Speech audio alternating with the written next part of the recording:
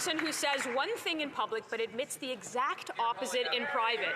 Most Canadians have their own word for it, but around here in this place, we just call them Liberals. The Public Safety Minister admits that his government's gun buyback is a politically motivated scam that just won't work. Those are his words. He's letting convicted criminals roam the streets and shoot up our neighborhoods so he can play politics and pretend that he's actually doing something about it.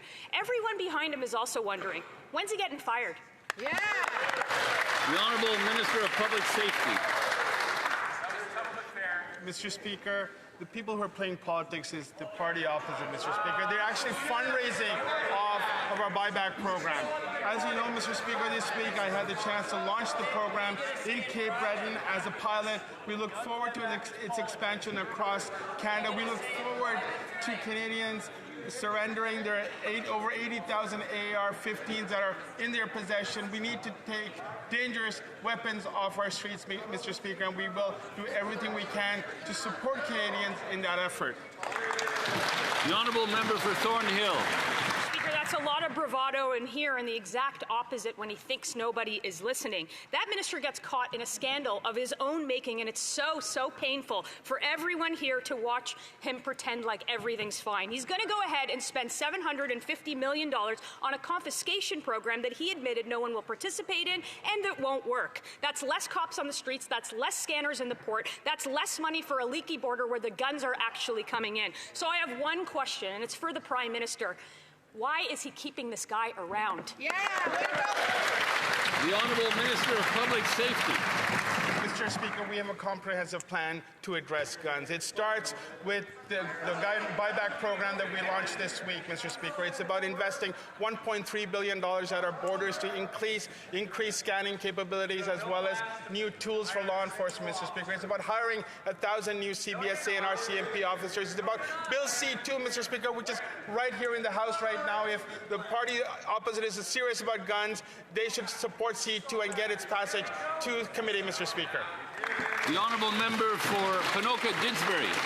In a leaked recording this week, the Public Safety Minister told the truth and admitted his Liberal gun grab is a failure. It won't improve public safety, it will be expensive, and it's politically motivated. Then on CTV's Power Play, he refuted his own words, saying that they were in jest. Taking people's property without consulting them isn't funny. Wasting $750 million for the sake of crass politics isn't funny. And demonizing vetted, tested, law-abiding Canadians isn't funny. The only funny thing here is that this minister still has his job. When will the Prime Minister fire him? The Honourable Minister of Public Safety. Mr. Speaker, law-abiding citizens abide by the law. We launched a program this week to support those who are law-abiding Canadians to be able to give their AR-15s and other prohibited weapons in order to obtain compensation, Mr. Speaker. It's a fair way to treat law-abiding citizens. It's about ensuring that our streets are safer. It is in line with the work that we're doing at the border with $1.3 billion in investments, Bill C-2, which is before the House today, as well as adding another 1,000 CBSA and RCMP officers. The Honourable Member for Selkirk, Interlake Eastman. Well, senior Iranian government officials were banned from entering Canada in 2022 for gross human rights violations and state-sponsored terrorism.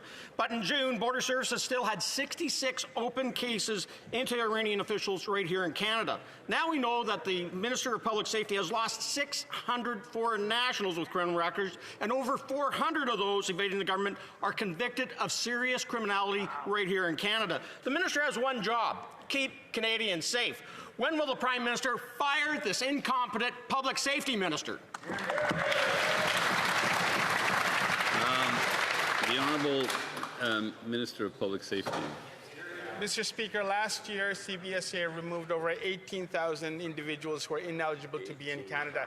This year, we're on target to remove over 20,000 people, Mr. Speaker. The work that our frontline border officers do is incredible, Mr. Speaker. I want to thank them for their work. We're going to be adding another 1,000 CBSA officers to ensure that our borders are even safer and more secure than ever, Mr. Speaker. The Honourable Member for Swift Current Grasslands, Kindersley. Mr. Speaker, it didn't take long for Canadians to see the Public Safety Minister fail multiple times at his job.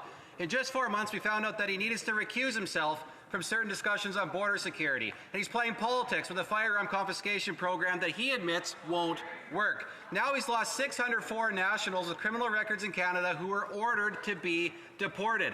This public safety minister can't deliver public safety for Canadians. He's already had 3 strikes. How come he's not out? When will the Prime Minister fire this failed minister? The Honourable Government House Leader. Monsieur le Président, nous avons...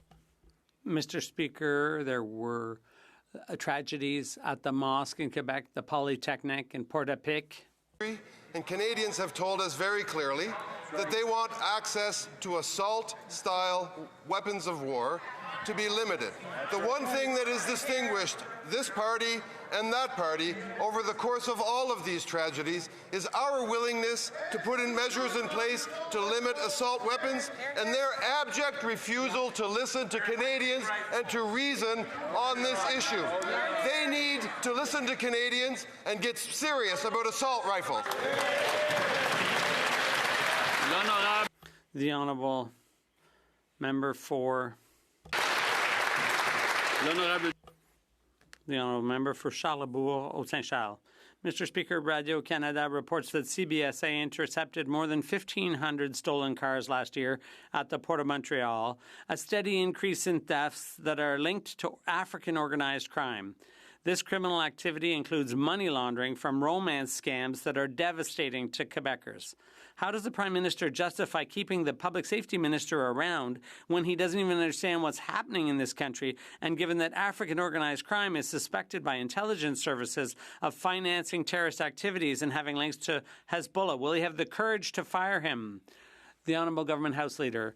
Mr. Speaker, the Minister of Public Safety has just told this House about the number of incidents in this country.